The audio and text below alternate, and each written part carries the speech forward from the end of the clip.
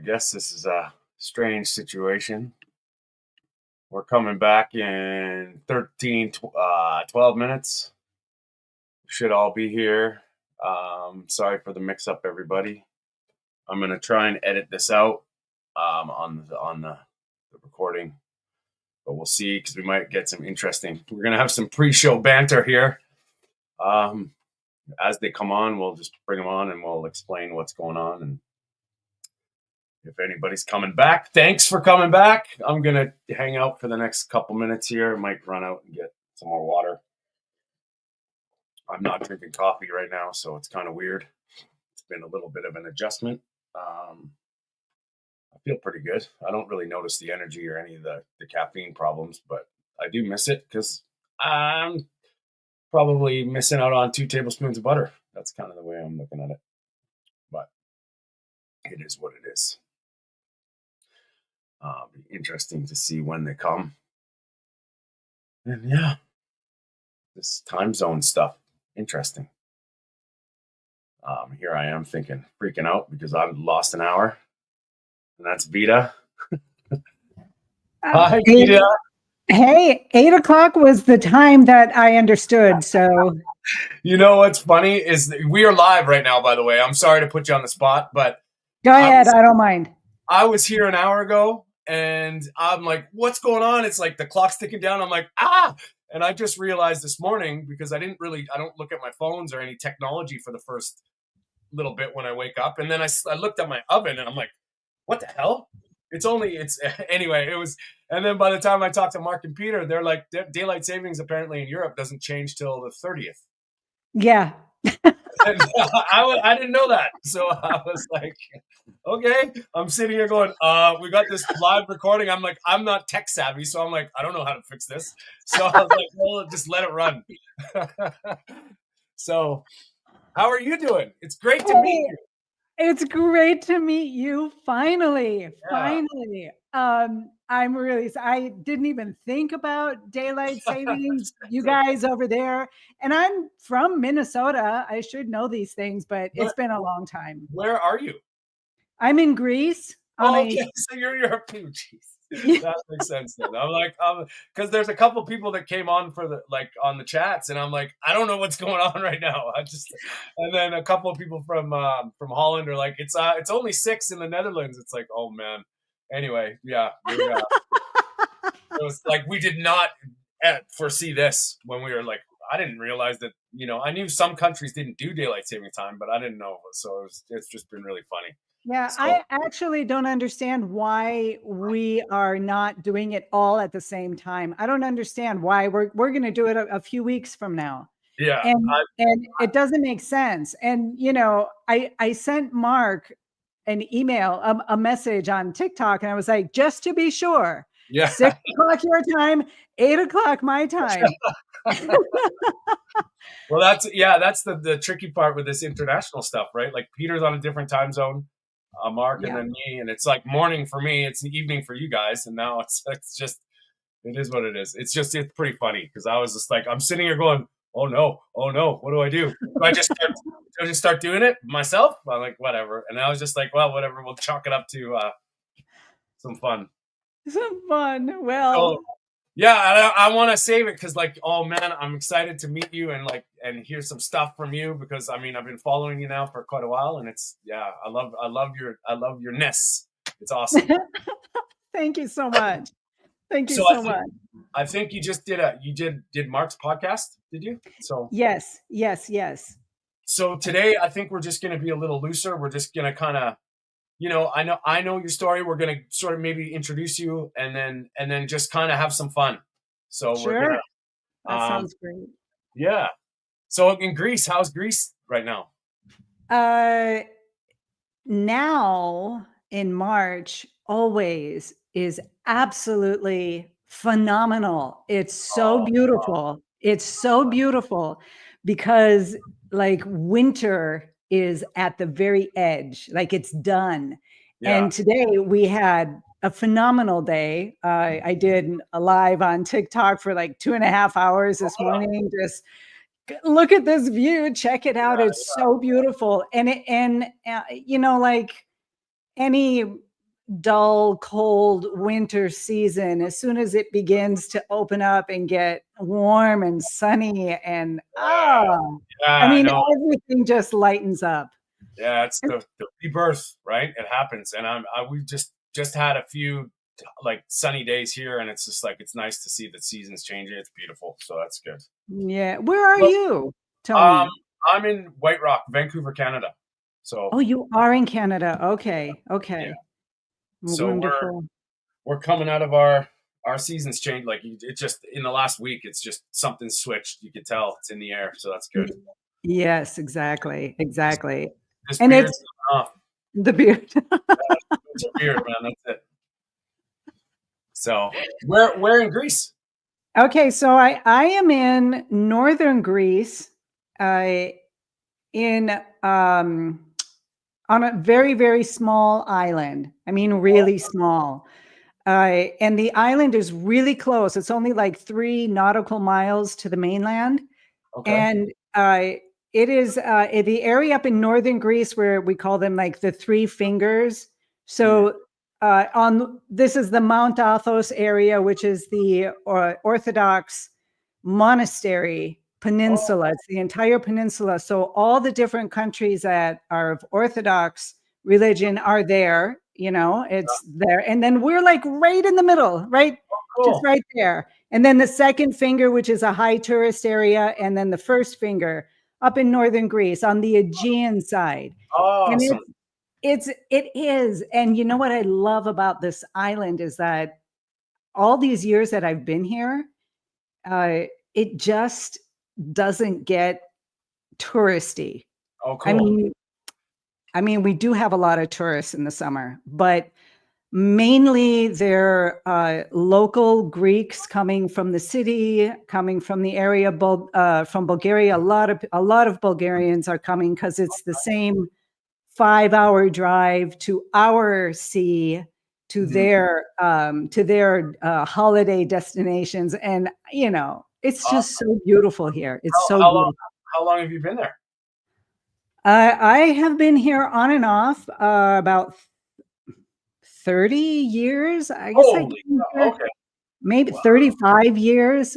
I Wow. can't, yeah, a long time, I'm a just gonna long time. I'm gonna bring Mark on here. Great. Hey, What's buddy. happening, guys? Oh Hey, man, We Mark. are we're how are we getting on? we're slowly getting there, man. You all right? It's so funny, man. Like just this whole time zone thing just wrecked everything. It was awesome. I'm sitting here going, I'm like, okay, I'm early. I It's was like like, 10. Usually Peter why? shows up. What's that? Yeah, Peter shows up usually 15 minutes early, and I'm sitting there I looking was at the like, time. why are I'm you going, on? Why are you on an hour ago? because of daylight savings in Canada. Like it went, and when I set the YouTube time, it's to my time. And so I'm sitting here, I'm like, okay, what's going on here? Oh shit. Because I didn't even realize it was daylight saving time for like 2 hours when I woke up. And then I looked at the clock, I'm like, what's going on? And oh man, it's just funny. And that's why, and then Vida, and I was like, okay, well, I don't know what to do because I'm so tech savvy. I'm like, if I shut the live stream, do I have to send back the links? And people were already on and they're asking me, and I'm like, I don't know, man. It's awesome. So I was just like, whatever. I'm just gonna let it ride. We'll edit it out after. Like we'll chop it up. It's just like we'll start at 11. It's all good. So, and I'm just sitting here Exactly. going, what do I do? What do I do? Anyway, it's pretty funny. Oh my god! It says live. Did you guys already do this already? No, well, that's what happened, right? Like, because my time, it was set to my time. So it's ticking down and then it goes Oh live no! automatically. And I'm like, oh, what do we do? So I was like, do I just talk for an hour? Like, and I was just like, whatever. And everybody was pretty cool. They're like, and then Charles said, he's like, here, I'll put it up there. Daylight savings time here is March 30th. I'm like, well, someone didn't tell Canada, right? Oh my god! Oh my god! Oh So my it's god! cool, man. Like, it is what it is. We have, we have an impromptu sort of pre-show talk here. Whatever, it is what it is, right? It's funny, man. Like everybody is messaging me. I didn't realize the time. I'm like, I don't know. I don't know. So, Peter, hello. I'm glad you guys have all not changed a thing, and I'm sitting here going, what time is it? It's awesome. Well, welcome to our guest, anyway, Vida. How are you? Yes. Hey, Yes. I'm absolutely great. I am great. Great. So Stuff. I've kind of prepped. We're gonna run the show intro, and we're gonna start it like right. We might as well just start it now, and then we'll just introduce go. Vida and well, everybody saw the pre-show banter, so that's good. All right, here we go.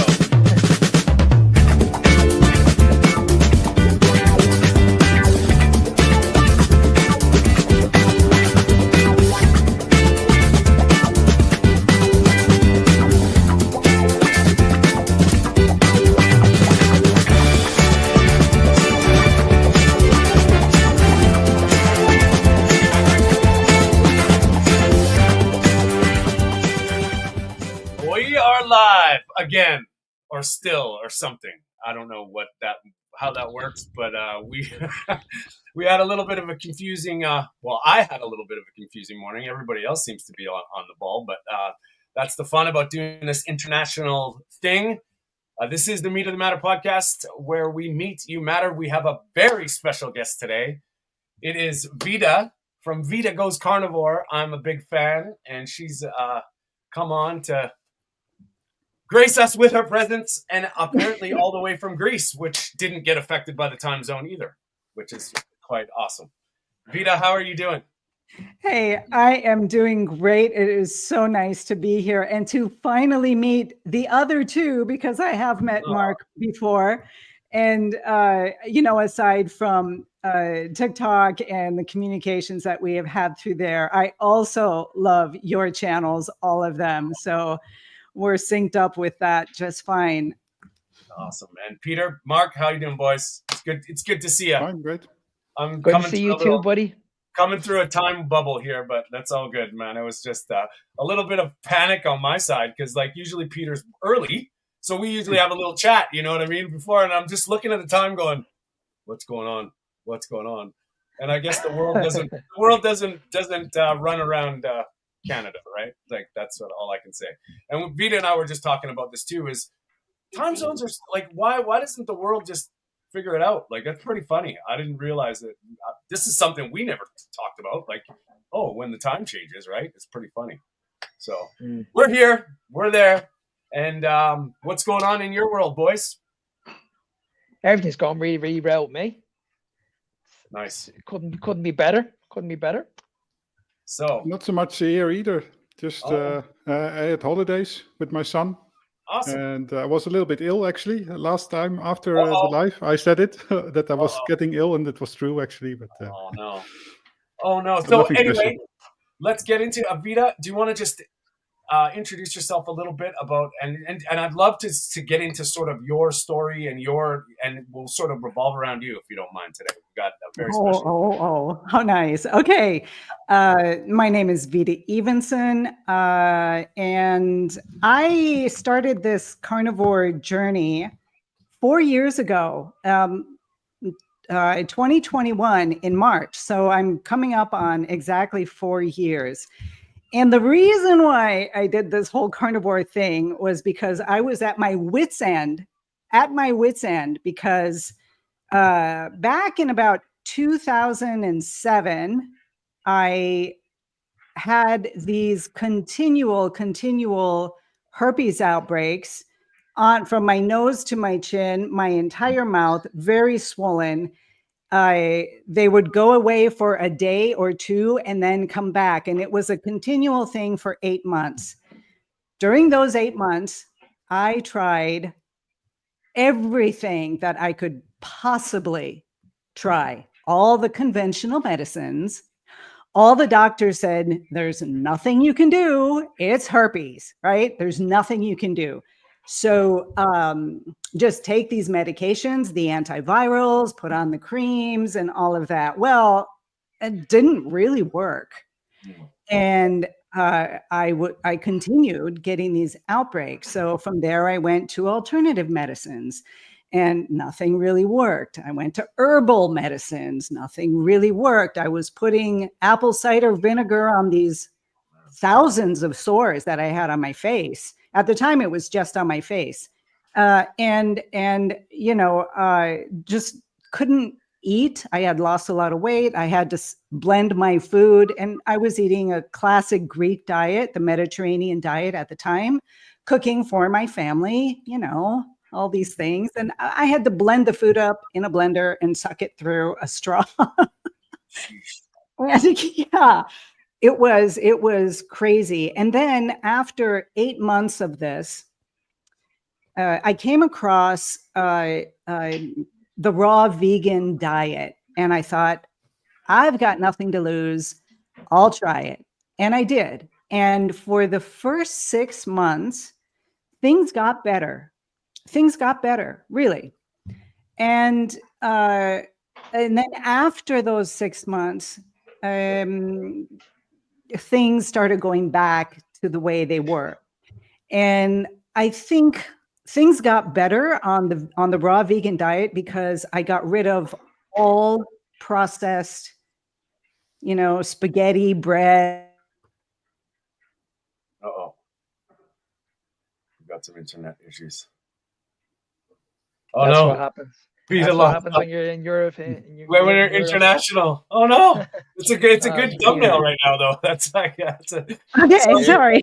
You broke up. That's she okay. is. We have time and connection issues today, so it's all good. It is what it is. Sorry, you set up bread and spaghetti. That's where we were at. Okay, yeah, thank you. And I got rid of all the extra stuff, got rid of the seed oils, except for sesame seed oil, because I wasn't frying any foods. I wasn't doing anything like that. So things, you know, actually, I felt pretty good. And I thought, this is it. This is it. You got to be raw vegan. Meat is bad. Meat is the reason why I had these outbreaks and this herpes thing was happening.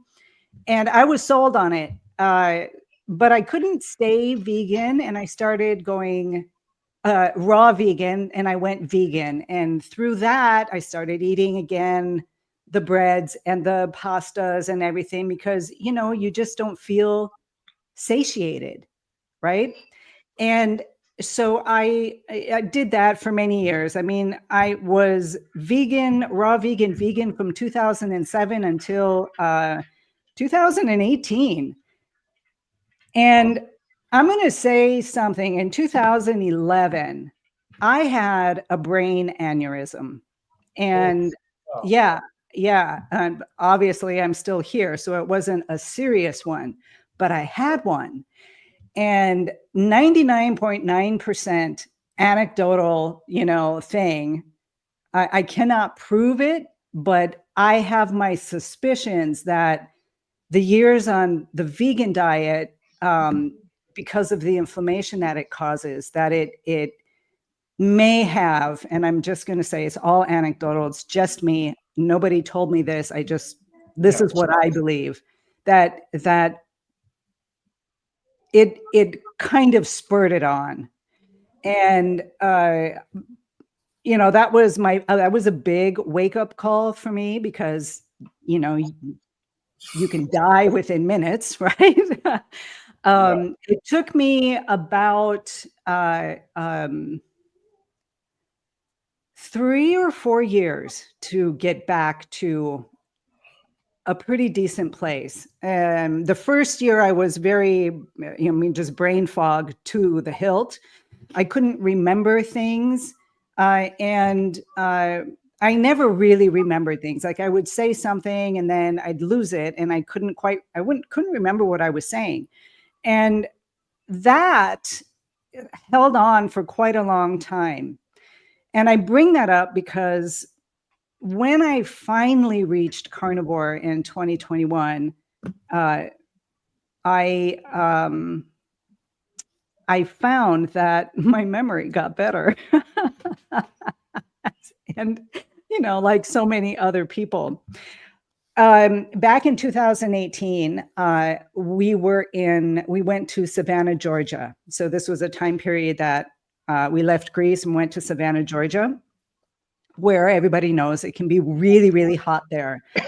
I had from the aneurysm time and afterwards, every time it got warm here in Greece, I began to pretty much faint. I didn't actually black out, but I could not stand up. I was dizzy. My blood pressure completely dropped to, I mean, it was low. And I had to be on the couch with a fan on me, the air conditioning.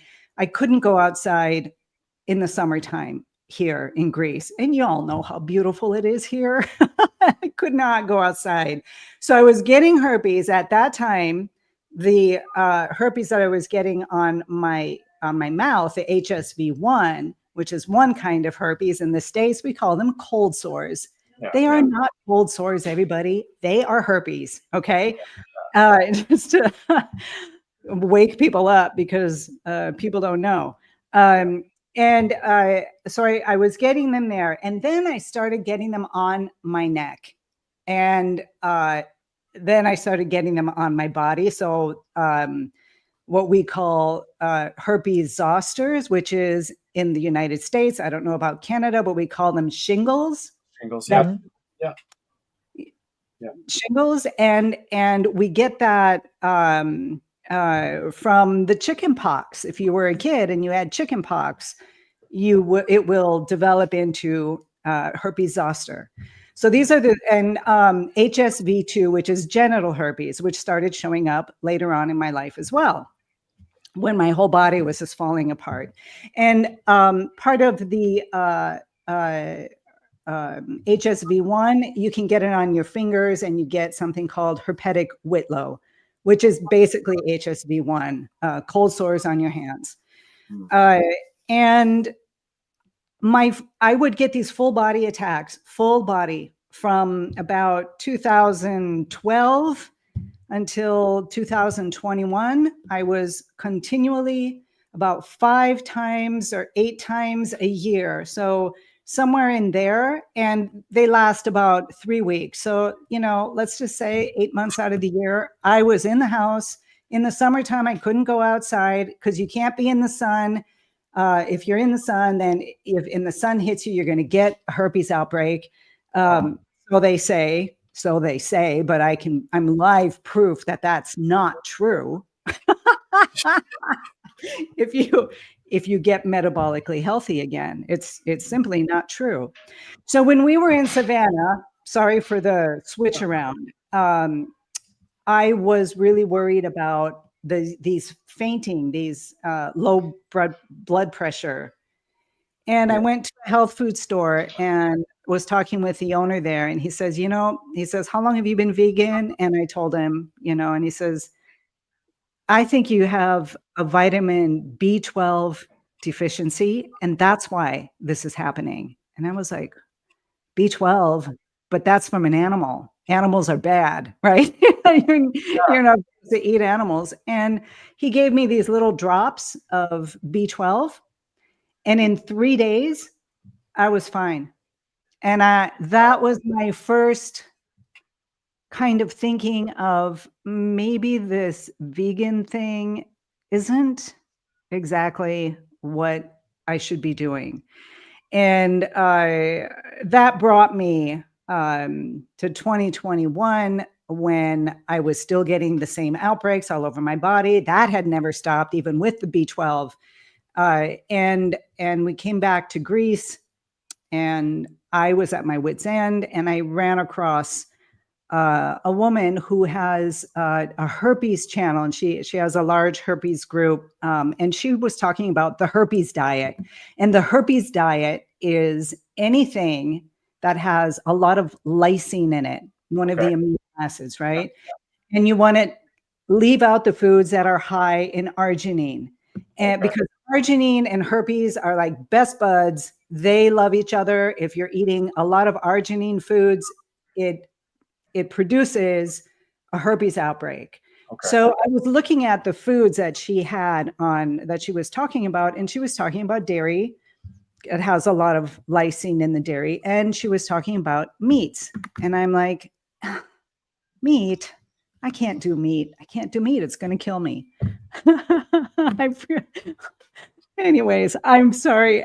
I mean, it's so ridiculous to me that I actually thought this way.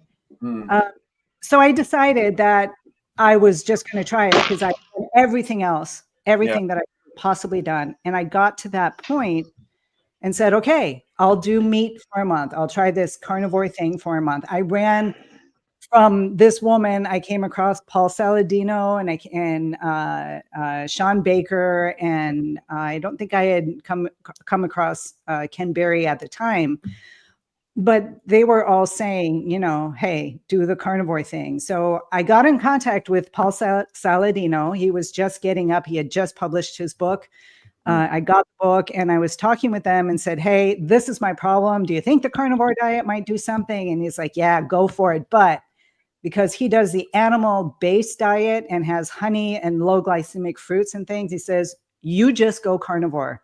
No fruit, nothing. Good. Yeah. You just go carnivore.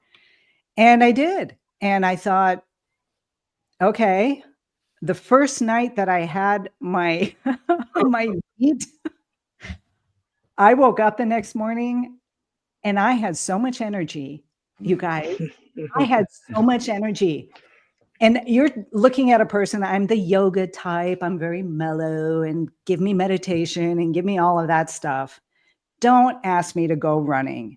I woke up in the morning, like bright and early, chipper and alive, and went running because I had so much energy. I didn't know what to do with myself. It's like, let's get outside. and I was shocked that I felt that way. But still, I believe that after a month, I'll probably be dead. And I actually told my family, if anything happens, you know, it's from all this meat that I'm eating. Take me to the doctor, do whatever, right? And you guys, within the first month, I can't tell you how many things changed. I was one of those lucky ones. I had just a few days of that keto flu, and then I was just soaring. So my arthritis disappeared. I lost the 9 kilos that I had gained through the menopause thing, right? Getting older. You know, the incontinence, the UTIs, the, Hashimoto's, which was a big one, right? Everything disappeared, and herpes, all of them disappeared within 6 months. It took 6 months before, you know, I had a few outbreaks here and there, but every outbreak was much less. So like in March, when I started, I had an outbreak on my neck, right? And kind of an outbreak, you know, but it wasn't that bad. Did you see any patterns in the outbreaks? Did you eat something, or was it just at random? Was maybe a fading out effect from the past, or this like is what I some believe. small vegetables or so? Yeah. Okay. No, I did not eat. I was strict carnivore. I did dairy and I did drink coffee, and I still do drink coffee, and I still do eat. I eat cheese and butter, and sometimes we'll drink milk, just depending, and eat yogurt sometimes, but I'm very, very careful with it. So I at the time, because this was all so new, I don't believe that I was aware of something that I was eating that was triggering outbreaks. What I think today is that my metabolism was so out of sync and out of whack. I had this autoimmune issue, you know, Hashimoto's, you know, my numbers was at 2,500 for the anti-TPO, and it was supposed to be at 60. And, you know, and I mean, and it's a high number, but for the Hashimoto's, it can go way higher. It can go much higher than that. But for me, that was pretty scary. So I think that everything came out. I got that first outbreak, and it was still an outbreak, but it somehow was better. Maybe it was better because I was feeling better, because I was sleeping better, because my arthritis was disappearing. I was losing weight, and maybe that's why it was better. But 3 months later, I got another outbreak, and nowhere except on my belly here. And it was pretty small considering what I normally got. I mean, I was covered both sides of my neck both sides of my torso, genitals, fingers, right? I mean, I would get covered. My entire body would be covered with it. So we're talking thousands. And I was getting them also on my arms, you know. The very last, that was in July. And then the very last outbreak that I had was in September, towards the end of September. And it was like 3 little blisters. And that was it. And they only lasted a few days. So I was looking at this like, do you see this? Celebrating the minutia. Yeah. I mean, really. And I was feeling fantastic. So I have like all this energy. And it's funny because since that time, right, since I went carnivore, like maybe a month or 2 months after carnivore, when I was on a continual, steady level of life is beautiful, right? You know, life is just incredible. And I could not believe how the carnivore diet affected me on my emotional level and on my mental level. It blew me away because I had always been this hypersensitive person. I was always this, you know, I would cry so easily and get upset and do the spiral downwards, you know, the depression thing. And my mental abilities, I was all over the place, you know, the classic, you know, I guess the ADHD, I'm undiagnosed, but I kind of put myself in that, any online test I take with the ADHD, I'm like 90 some percent. So, yeah. And with carnivore, how was it possible, you guys, that I just calmed down? I could finish a job, you know, I could focus. I could, I had this energy level that was steady, not only in my physical energy, my emotional energy was just calm. People could say things like my husband could come in and say something, right, that used to make me cry. And now it's like, yeah, I guess that is kind of funny. Yeah. Right. And it just doesn't bother me. And I'm coming to this because the most important thing about this is that everybody had always said, since I was a little kid, you know, my dad, you know, you have to love yourself. You have to love yourself. When you can love yourself, then everything else is okay. And I'm telling you, I'm 60, right? When I spent my entire life figuring out ways how to love myself. How do you actually love yourself? Because I couldn't do it. I couldn't do it. I was always beating myself up. It was always my fault. It was, I mean, all of this. And I go carnivore and almost immediately I'm loving myself. Like I'm finally at 50. How old was I? 4 years. I was 56. Do my math. When I started the carnivore diet, 56, 57, because my birthday was close.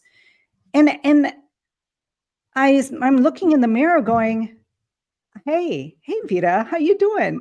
You look good today, right? And that's you why you look absolutely radiant, Vida, and there's no 100%. Way you're 60. Sorry, I'm looking at the and there's a few people in the comments that are saying the same thing. So, oh, thank you. That's great. You know what? You know, I'm going to say that without, you know, checking my vanity, right? Just like checking it aside. But when I look at me today and look at me when I was 40, I actually, except for the wrinkles, I mean, I have a few wrinkles, right? But I actually look younger. I feel like I'm 20, you know. In my videos, I say I should say that I feel like I'm 30, but I feel like I'm 20. Yeah. And that's why your story resonates with me a lot, Vida, because I was the very, very same. I never got to a stage in my life where I was happy. I was always criticizing myself. I would always look at myself in the mirror. I would never get to a stage where no, you say like, okay, you look amazing, you look fantastic. It wasn't until I got to like you guys the same age, and I'm looking back and I'm like, wow, like is this just down to this diet? This is why I'm feeling great. I have so much energy. You know, I Mark, feel like Vida said, I feel like a 21-year-old again. no doubt, man. And Peter, I want you to say this, like, you know, like, look at this. Just hearing your story, Vida, like there is so much to unpack there. And I mean, holy Christ, from the lysine, like the lysine is the rate limiting amino acid. It makes perfect sense. And the metabolic, the food matrix. So the arginine is a problem, but is it a problem when it's in the perfect ratios? You know what I mean? Like there's so many different things there that people don't clue in. They just think meat bad, protein, too much protein bad. But when you actually break down this, like it makes sense on a scientific level that Peter Ballerstad has been screaming this for the last decade about rate limiting amino acid. Don Layman has been talking about leucine being, you know, for muscle pro. It's the combination. And that's where, you know, we get inundated with, but you can eat beans and rice and get your protein, but it's not in the perfect ratio. Exactly. It's not bioavailable. Exactly. Yeah.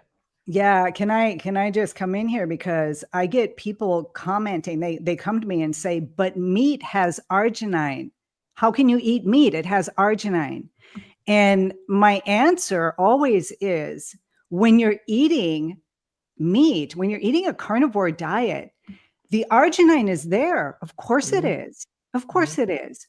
But not only is it in the perfect ratio for you, right? Yeah. Also, when you are not inundating this beautiful organism with crap, exactly, your immune system is flipping out going, you know, how do I fix this?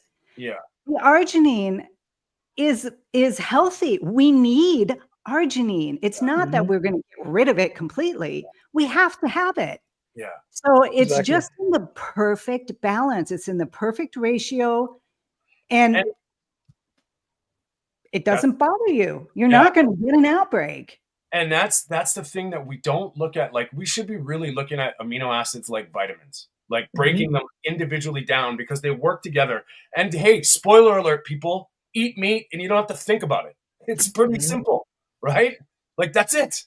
It's that simple. And everybody argues about, like, oh, how much protein you need and how much these natural things. You are living proof that you took care of everything. You didn't just deal with, like, okay, and we're talking from aneurysms to arthritis to, you know, obviously a viral outbreak issue. It was, you were taking care of everything. You know what I mean? And it's like our medical system is all about like the individual issue, you know, like putting a band. Okay, well, you have this, you got to do this. But what happens? And there are so many things there. Like, I mean, we could probably talk for hours about the amino acids. But not only that, Tony, there's never a cutoff point. Yeah. So right. when we do have these issues and we do end up on the medication, there's never someone who's saying, okay, listen, you're only going to be on this for a week or two. No, people are on this for a long, long time. And that's also another big issue. You hear people's stories that they're on these medications for 2, 3, 4, 5 years. That's a serious problem. Yes. And you know what's funny is that, like, we talk about you're right. There's not only is there not a cutoff point, but just think about it. For life, like, you need this medication for life. What the hell would we have done without this system? You know, like that's the logic there is like, okay, you know, there's got to be a way, and it's quite often found in nature. It's just, you know, probably the plant-based idea. And I get it. I get ethical veganism. I get it that you don't want to hurt animals. But nutrition is nutrition. And I'm sorry, but God and Mother Nature knew what they were doing. And every time we try and outthink them, we get slammed. And it's obvious, right? And it's, Vida, your story is so powerful because, you know, like, I think we all came to the carnivore diet in our own way. We all had, like, I mean, I had not on as a major scale, but these issues that you're dealing with life are going away. You know, there's something to be said about this, and it's this powerful message that, you know, all these. Okay, sorry, Peter, I want to get your take on it. Like, what are you thinking, buddy? So, me, yeah. Well, actually, I had a question for Vida. I was wondering, you talked about introducing meat, that there's a lot of benefits, but do you have an idea which food components actually did the most harm? Most of the times you hear oxalates, that sort of things. Did you take blood labs, for example? Did you see certain things in your blood that changed as well? Or maybe you had like plant toxins that were affecting your thyroid, that sort of things? Here in my part of Greece, we are pretty isolated. And so there are no doctors here. I mean, there's an island doctor, but you know, nowhere to go to get blood tests and things like that. So all during these years, I went when I was vegan, vegetarian, even pescatarian. In the last year, I was pescatarian. I mean, I did go to doctors when I would have these big outbreaks and say, you know, come on, right? And, you know, I would get a blood test. I'd say, go take a blood test and, you know, there are the herpes and there's the this and the that. After I went carnivore and I went in for blood tests like 4 months later, that's when I found out that I had 3 months later that I had Hashimoto's. And it makes sense because I think that's why I had such extreme outbreaks with the herpes. Afterwards, I went back in for blood tests recently, and I guess a year ago, and then recently. So the answer, I think, to your question, if I understood your question correctly, is that I kind of, because I was feeling great, I don't like to go and find all the little details of what's going on my blood work here, or this is happening there. And because first of all, it's difficult for me to get there. And secondly, I think if you're feeling phenomenal, why, you know? And I totally agree. Yeah. And I was telling somebody today on the live, I did a live today on TikTok, and they were asking me, you know, about, you know, well, I have how much this to that and how much, and I'm like, eat what you want, you know, keep it carnivore, eat what you want, eat as much as you want. I really think it's a great idea to keep a food journal when you're starting out, because if you're not writing everything down, you're not going to remember all the great things that are happening to you. You're not going to get it, right? You're just going to start feeling great, which is fine. But you know, a food journal, right? You go back and look, oh, you know, wow, oh, that, oh yeah, and that. I remember also that you talked about, was it watermelon maybe in one of your videos last summer? So that's what you use your food journal as well for, I guess. Yeah, my food journal with the watermelon. You guys, when I was a little baby, when I was a kid, like 2 years old, and we would come to Greece because my mom is Greek. So we always came to Greece in the summer times. And I'm sitting in my little high chair and my mom is giving me a half of a watermelon in a spoon, and I just would eat the whole thing. We have the most delicious watermelon that I've ever had. I'm sure it's delicious in other areas too, but oh my God, here in this area of Greece, it's phenomenal. So when I was looking at the Paul Saladino book that I had gotten, his carnivore book, and you know, you can eat low glycemic fruits or, you know, low carb fruits, and watermelon is a low carb fruit. It's only like a cup is like 17 grams of carbs, which, you know, is too much for me.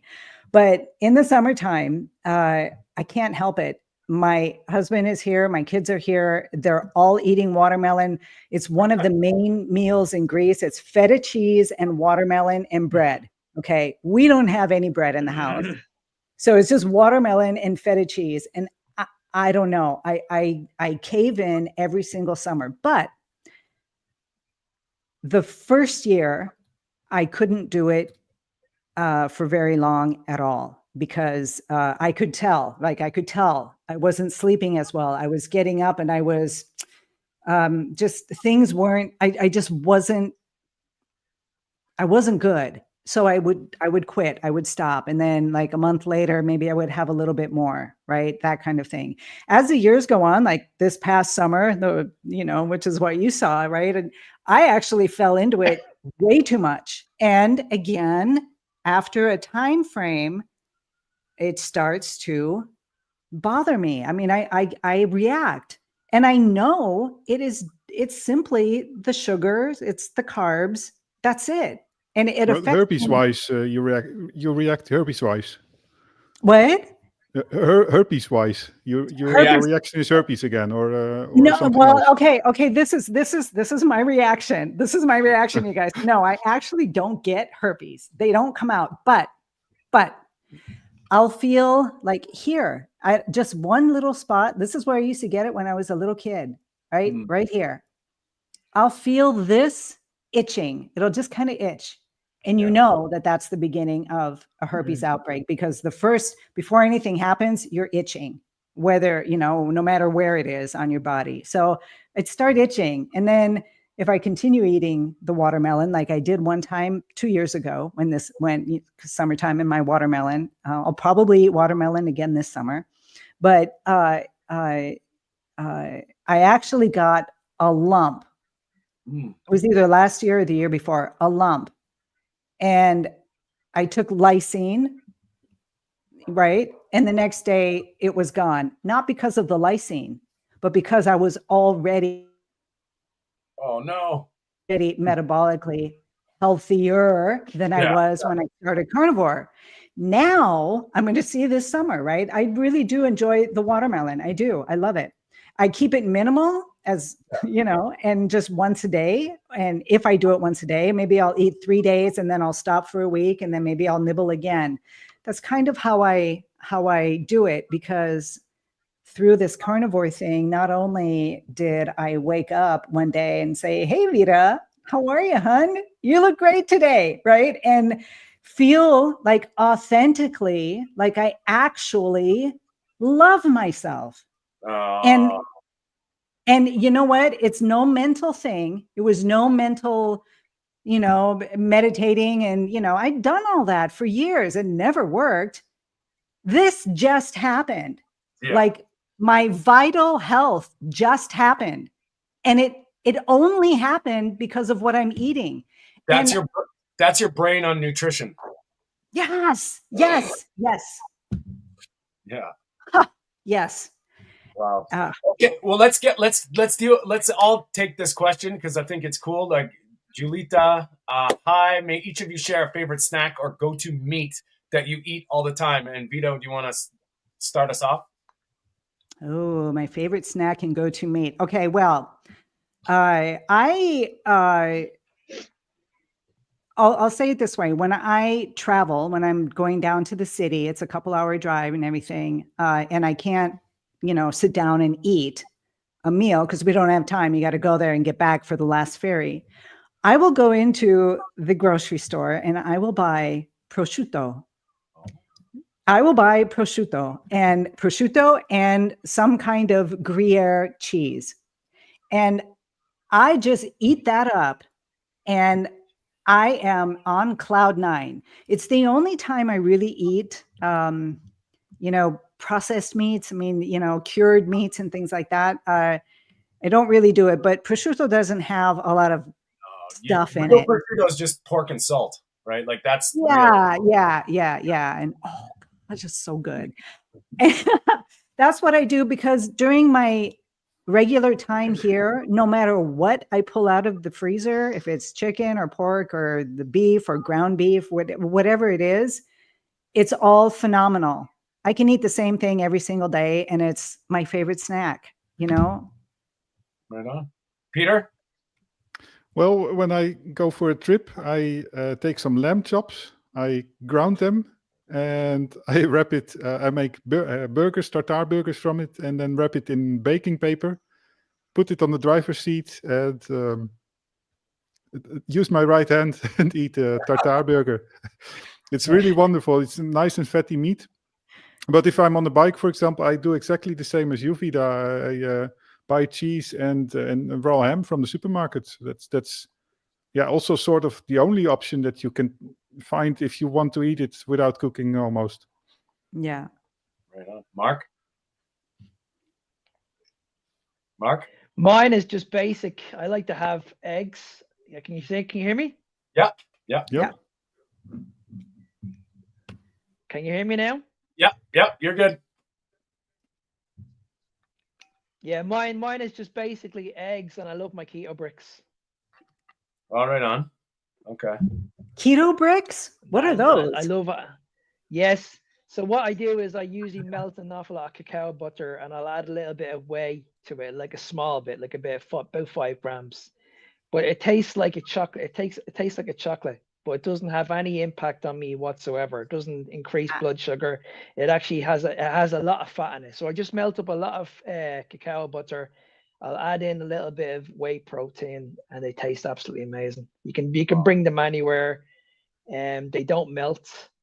So anytime I'm traveling, I'll bring them with me. I'll leave them in the container, and they just taste amazing. All right on. I do not snack.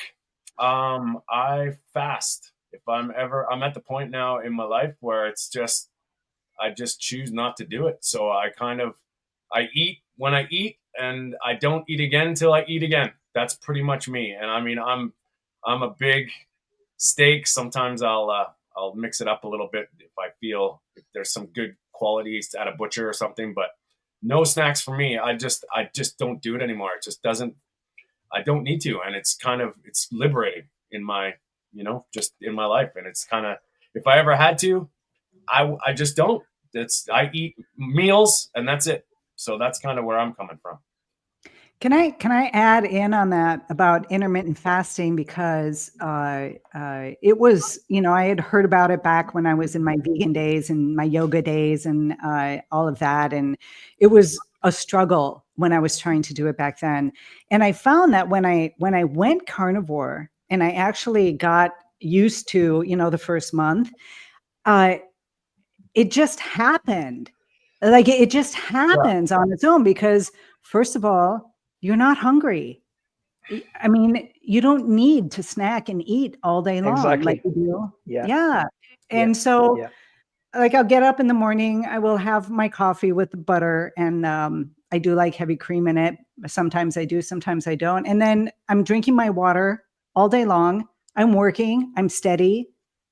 And then I eat through like 5 to 8, and that's it. And it just happened naturally. I didn't have to measure anything. I didn't have to try to do it.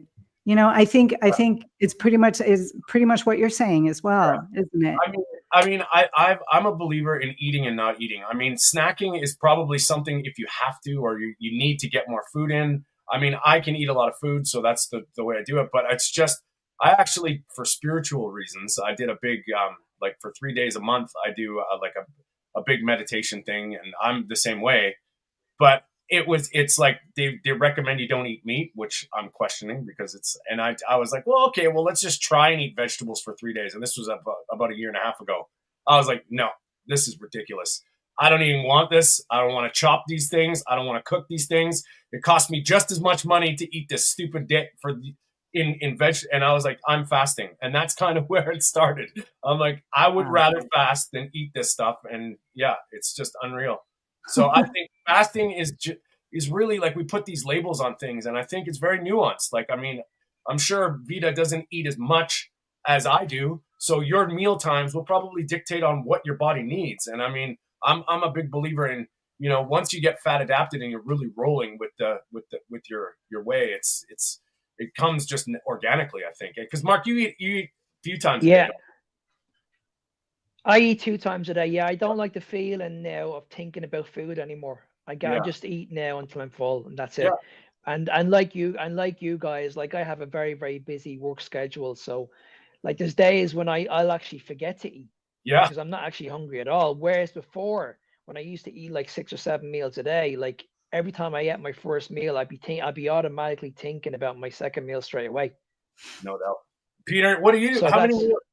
Sorry, finish, Mark. Sorry, buddy. No, I was just going to mention that like I'm not the biggest fan of snacking either. Like I'll only just eat these foods if I genuinely need them. If I'm on the road or if I'm in the car, I'll just make sure I'll have some food there. But like Tony mentioned, like I just stick to 2 meals. I like to fast because I think a lot better, and I'm also looking after my digestion. Yeah. I think your digestive system is very, very important. You don't need to keep on flooding your digestive system with food all the time. So fasting can be very, very beneficial also. Yeah, no doubt. Peter, what about you? How many meals you eat a day? Yeah, it varies. It's mostly once a day, sometimes two times a day. Also sometimes a snack if I really want to, even late at night. Yes. But it just has to come naturally. And if I go to work, it can also be without food. It's always funny. Then colleagues are always, I'm surprised how you can what? You're do all not the work all the day. Yeah. Okay, guys, we have a special. We do this thing, Vida, every week where we have a little riff on Mark's little ranting, and we love it. And it's a little segment. Today, I have a very special one for us, and we're gonna get yelled at, and it's gonna be awesome. I think Mark knows exactly which one this is, but we're gonna run it, and we'll all have a little bit of a laugh. And man, this is a great one. Hold on, here we go. These guys are getting richer while you're getting sicker. Write that down. Write that down. Write that down. Write that down. Write that down. Write that down. These foods are highly processed, complete garbage, and I can promise you now, I wouldn't even give it to my fucking dog. Write that down. We have is sick and fucking tired of seeing all the carnivore shit all over these fucking apps. No one cares if you only eat meat. Every single one of you have to identify by carnivore fucking Connie, carnivore Ken, whatever the fuck your name is, and you add carnivore to the end of it on your fucking bio is fucking weird. Weird. You're literally treating your diet like a fucking religion. A religion, a meat religion, okay? Like, what in the absolute meat fuck is this shit? Your fucking boards with your eggs and your cheese and your fucking butter and your dates? No one cares. You can't shit. Your fiber intake is fucking 0, and you think you're just fucking trudging through life getting all healthy. Get the fuck out of here. No one cares. Your meat fucking ass, your meat farts, your meat sweats. No one wants to fucking hear about it. Okay? It is the most toxic fucking diet I have ever seen. Ever. It's not healthy. It is far from fucking healthy. Okay? It is the least fucking healthiest thing you can ever do to yourself. Ever. Ever. Stop. Just stop. Okay? No one cares. Carnivore fucking Chris. No one. Okay? No one cares that your insulin isn't shooting through the fucking roof. In fact, you don't even know what the fuck it means. You're spewing. All right, that's enough of that. I bet you she's a carnivore.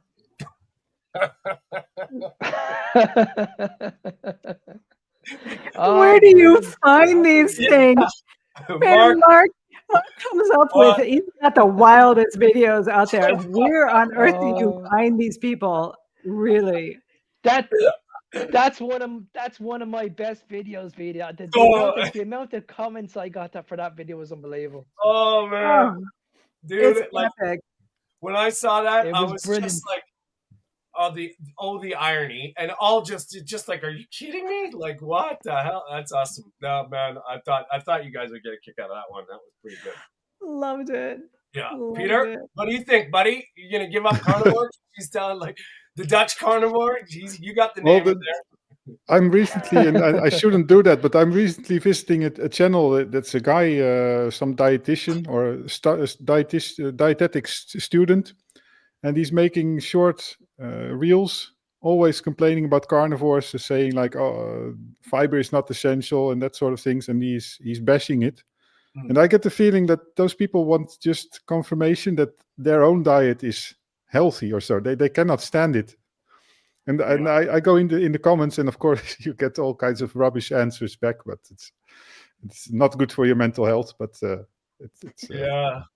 Vida, what do you think after hearing that, man? Are you going back? Are you going back to veganism? You go like just right? Hey, if I want to commit suicide, then maybe yeah. I mean, really, there's no way. There's no way.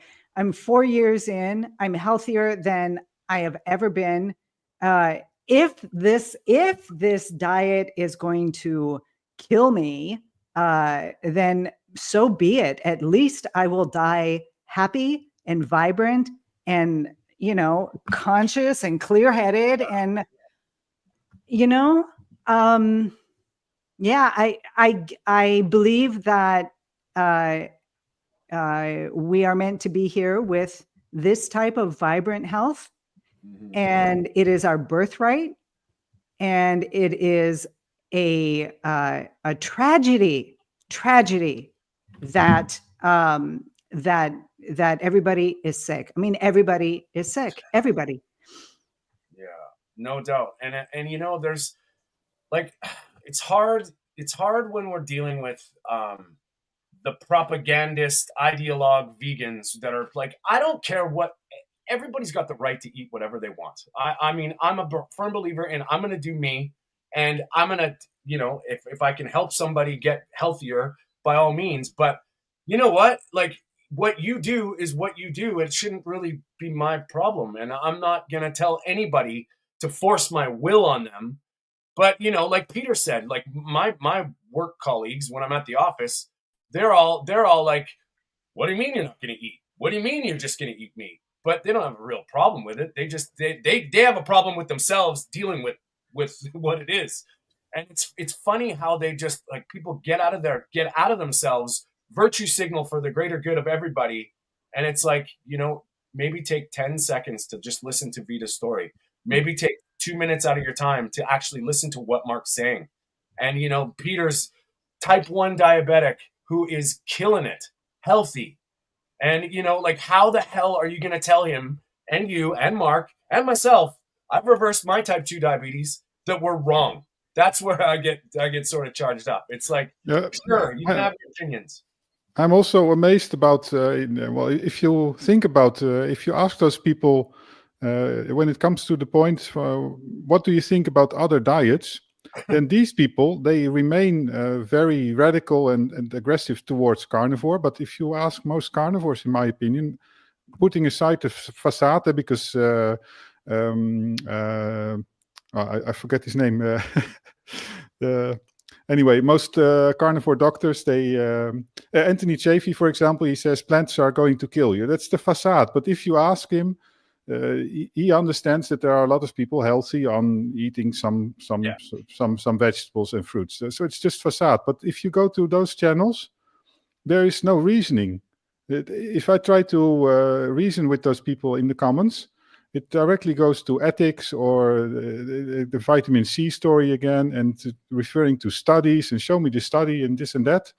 And they don't realize that, you have to feel healthy. And first of all, I don't care too much about blood labs, but if you do, there are a lot of stories about carnivores out there that did take the blood labs and they are perfectly fine, and they cannot accept this simple fact that they are healthy and their blood labs are all right.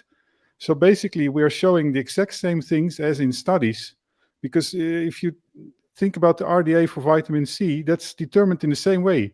Do people have symptoms, and are their labs okay? Yeah. And if you explain that, it's not impossible to reason about it. No doubt. No doubt.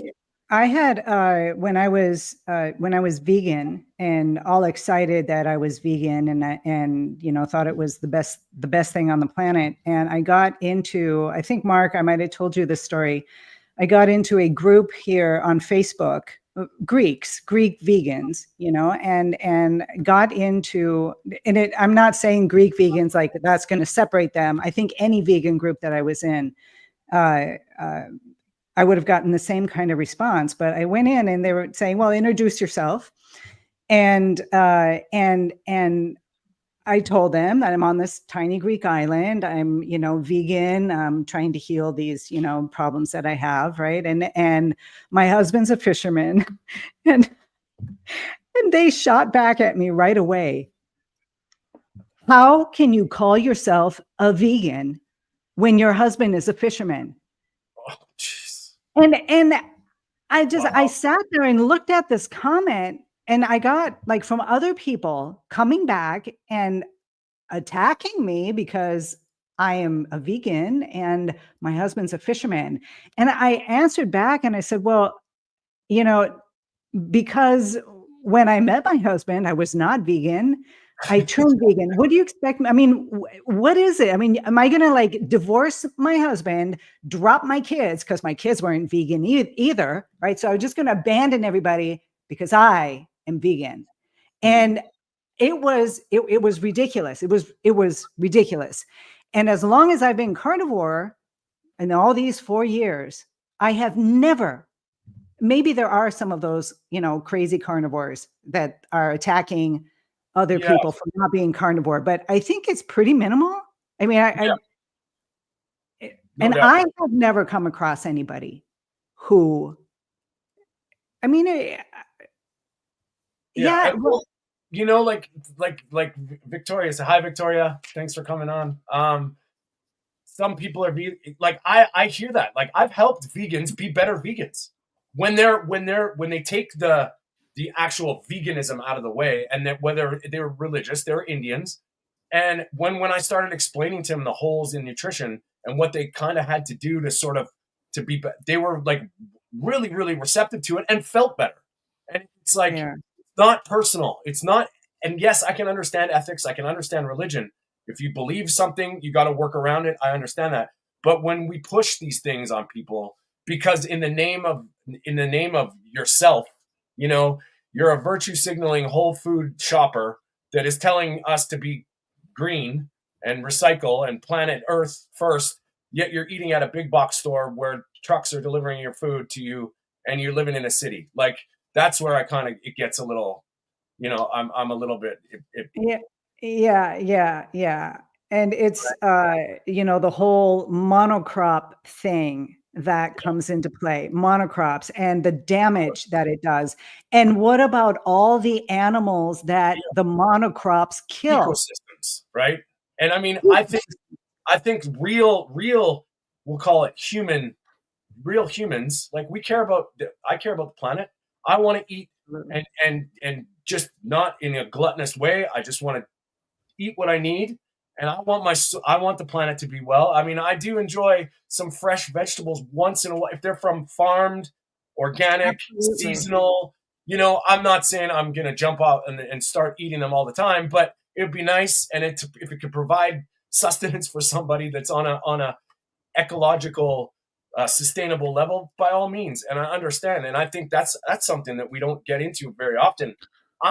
It's my belief that all these monocrop crops, whatever we'll call them, corn, wheat, and soy, were designed to feed starving people, not to sustain life.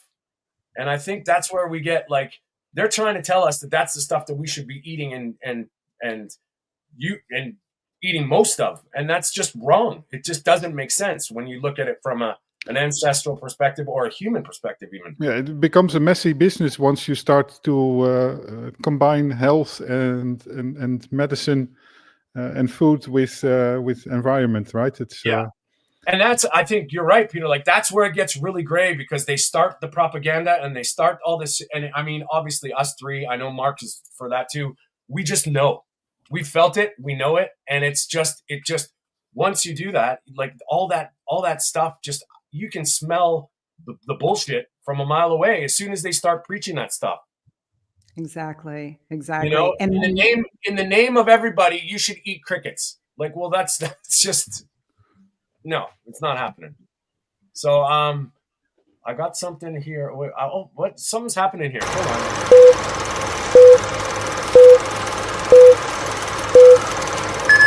There's This message is for the international carnivore community. Please show your support to these guys. They're fighting the good fight, trying to expose the processed food gang, the seed oil crew, and all the bad characters for the criminals they are. Mark Ennis, your no bullshit attitude is exactly what the world needs. Peter, the experiments you're doing and showing that type 1 diabetics can be healthy is necessary. And Tony, what if I just said this? Keep raving and keep telling the world that nutrition matters. Show your support, like and subscribe. I'm Saturated Fat Man. Wow. Saturated fat man. He hijacked our feed. What's going on there? I love that one. Oh man. Well, you know what? It's let's get to a couple comments, Peter, if you don't mind.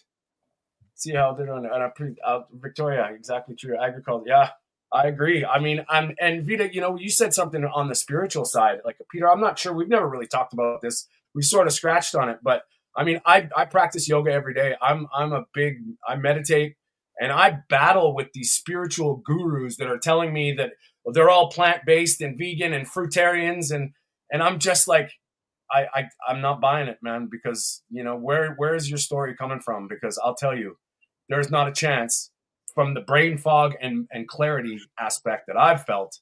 There's not a chance that I would change. Not a chance. Not a chance. Not a chance.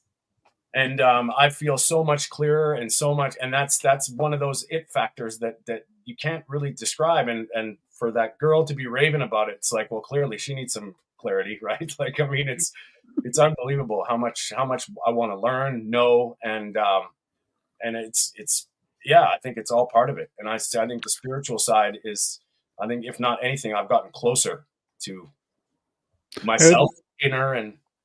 Yeah, well, that's the thing. We saw that video of this aggressive vegan, and although carnivores are very radical in some statements, they are still laid back people. I mean, they bring across the message, and I don't feel this slamming with your fist on the table effect so much in most videos. I mean, if you see Anthony Chafee talking, yeah, plants are trying to kill you, but for the rest, he's a reasonable guy. Yeah, you're telling a thing, and you can think about it what you want, but it's totally exactly. Vida, have you read Why Vegans Have Smaller Brains and How Cows Reverse Climate Change? I have not. I have not read that, but no. I am certain that cows reverse climate change. Yes. Absolutely. And, you know, like if I'm eating one cow a year from head to toe, which is basically what I'm eating. Yeah. That's one cow that I eat every day for a year, 11 months, let's say, because I worked it out that way. Yeah. How can that not reverse climate change? Right. Yeah. And not to mention cows graze on areas we can't crop. Like they can forage, right? They can do their thing. And it's, I mean, we don't even have to get in there because, I mean, if you think God and Mother Nature created an animal on this earth and then they're the cause of all this, like, I mean, I'm not a climate denier. I think we should be taking care of our planet 100%. But blaming cows when we're driving around with all this pollution, it's just ridiculous. And I mean, you know, when they're eating the food that they're eating isn't even the food that humans can consume. The whole water thing, it's so messy, and you can just see the propaganda driven crap. For sure. Yeah, what bothers me is the fact that it's a difficult discussion whether it's more polluting to produce meat or vegetables. I mean, agriculture, it might very well be that it's slightly less polluting, for example, but that's not the point. It's a given fact that we as people are omnivores and we have to eat these things. And if that is so, and that's an inconvenient truth in a way, and we have to solve it. That's how I see it. And don't stop eating meat. No. Well, they are solving it. They're creating that fake meat now. It's like all over the place. We don't have to ever kill an animal again.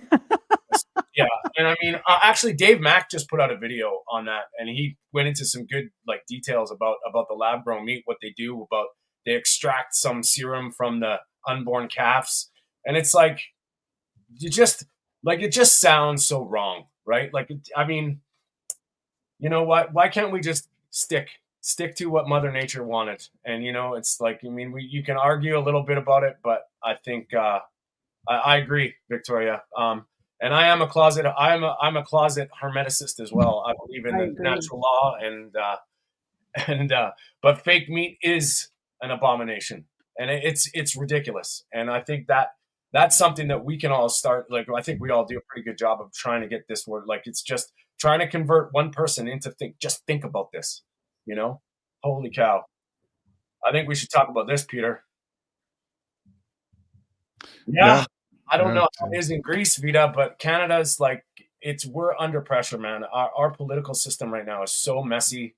I don't know if you guys hear about our beautiful, vain leader. He's just a piece of work, but they're pushing us to eating their food and trying to kill chickens and cut down on meat, and it's so bad.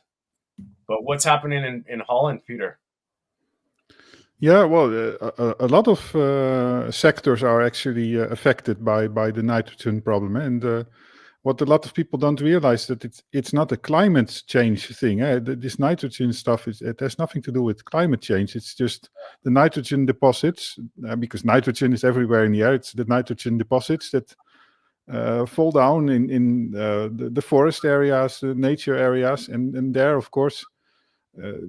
It disrupts the balance, so it's not a good thing. But yeah, to just remove all the farms, that's a bit overreacting, I'd say. I mean, here in the Netherlands, of course, we are in a very small country, so maybe you shouldn't make it 100% full of grassland and cows.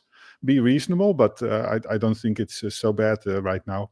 Yeah. And there are other sectors, of course. I mean, the highways and airplanes, air traffic is generating these deposits as well. And but besides that, I mean, we are halting construction works because of this, because those also generate those deposits, and we're halting half of important parts of our society, basically. Yeah, it's crazy. What about how is it in Greece? Is there what's happening there, Vida? Is there a lot of anti-meat propaganda stuff? No. Well, their cultural diet is pretty good, right? There's a lot of lamb, a lot of cheese, lamb, goats, cheese, dairy, things like that. And I mean, there are vegan groups out and about, of course, and people. A couple of vegan restaurants have shown up in the city and are very popular, and people are getting on that bandwagon. Yeah. But you don't really you're driving down the main road to go to the city, and you have to stop your car because a herd of goats are crossing the road. So there is still that connect. Okay, we're good. Our previous lives, right? Greece tends to be a little bit behind the rest of the world, and I'm really happy about that. I really am. It's kind of the closer, if we can all reverse back to basics and just reverse back to what we were like in the 20s and 30s, we might be okay. And I think honestly, I think the way out of this, from a lot of different opinions, but it's local, seasonal, community. Instead of going big, Bill Gates style, it's getting back to your roots and being sustainable within your community. I think that there's something to be said there. And I know I have a few friends that are Greek, and they go home and they lose a bunch of weight when they eat their traditional diet, and they're getting told that they're going to be fat, and they come back skinny, and they're like, well, I don't understand now that I've been a carnivore for this long, telling them that's exactly what you should be eating. You've got it all backwards. Yeah. Well, guys, I think we might wind it up. We've taken enough of Vita's time. You have been fantastic. Thank you so much for coming on. And anytime you want to come back and hang out, by all means. I'd love to. Vida, can you tell everybody where to find you? And I would encourage everybody to check out Vita's stories. Her videos are fantastic. Her YouTube channel, and just your unique story that you bring to this is necessary. But yeah, please let everybody know where they can get a hold of you. Thank you so much. Thank both of you. I thank you both so much for this, because people are ashamed of herpes, that people who have even just cold sores, let alone genital herpes, which is the big, oh no, kind of, thing. And because I suffered the way I did in isolation, I was completely alone in this. I am everybody's voice. I'm out here. I'm going to speak openly about it. There's no shame to be around. I want to say before we, I give you my, Vida Goes Carnivore is basically where you'll find me online. But this herpes virus has been with us before we were even human beings. It's been around for, 100 million years. It's a really common thing. It's almost like a part of us. And the way that anybody can help themselves is to get metabolically healthy, so that your immune system can kick up and say, hey, I got your back, Vida, or whoever you are, I got your back. And, you're fine. Go on and live this beautiful life that you have to live. I can be found on TikTok, mostly TikTok, and YouTube are my two favorite places, at Vida Goes Carnivore.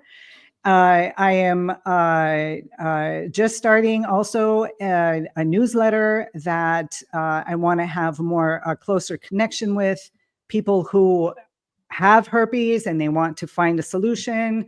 I do a 6-week coaching for people who are starting out and want, some support going through the first 6 weeks, which can be sometimes difficult for some people, and other people just want to have an accountability partner. So if you go to the TikTok, Vida Goes Carnivore, or YouTube, Vida Goes Carnivore, you can message me, you can write a comment, I will get in touch with you. And yeah, let's just take this to another level. Well, Vida, we're going to have you back. I'd love to do a full interview and talk more about like this thing. And I mean, I know probably 60% of the people I know, and I'm not saying that loosely, are have herpes. I would say probably six. Wait. 7 to 9 people out of 10. Yeah. 7 to 9 people out of 10 have one form of herpes or another worldwide. Yeah, and I'm telling you, everybody's got it. And here's the thing: you may never have an outbreak, and you may be carrying herpes and passing it on to others. Yeah. So there's a lot of sides. There's a lot of sides, and it's one of those things that you can't quite put a border around and say, I'm going to stay in here and I'll be safe. Yeah. Like I've got genital herpes. Am I going to turn around and like blame my husband? Oh, you've been cheating on me, right? Yeah, okay, no. Well, if he was cheating on me and he gave me the herpes, he didn't do it intentionally. But I've had this for years. How do I know that I haven't been carrying, all of these different types of outbreaks for ages? Cold sores I've always had since I was a kid. Yeah. But genital herpes, you really don't know. There's a few cases where you do, but you really don't know who gave them to you. And you don't know if you've even got them. Even if you've never had an outbreak, you've never had anything, maybe thought you had an ingrown pubic hair. And you think, oh, it's just an ingrown pubic hair. And it was herpes. Yeah. So there a lot of education needs to come out of this. And the only way to do that is to lift the shame. And talk about it, for sure. And talk about it and get it out in the open. Yeah. And, that's my mission on this thing. Yeah. Well, I would urge everybody to, like not only we'll have you back and we'll talk about this like issue specifically. Today was I'm glad you're here because we could have a little bit of fun, and obviously there's a lot of things that people need to know. And it's like another thing that I've heard now, that this diet, if you will, resolves. And it's impossible. It's happening. The impossible is being done. So it's obviously not impossible. And it's great to hear. And you bring such a vibrancy, Vida. I love it. Thank you. Peter, where can people find you? Here. Yeah, there. That's carnivore. Nice. And for Mark, he is at Fitness Beyond Time 01, I believe, on TikTok and Facebook. Thanks to everybody for showing up today. Sorry about the crazy confusion. We really do appreciate all the comments. And if you could like and subscribe to the channels, Vida Goes Carnivore. She's there on YouTube and TikTok. We will see you next Sunday. Thank you, guys. Appreciate it. And yeah, keep up the fight. And we'll talk soon. Bye-bye. Bye.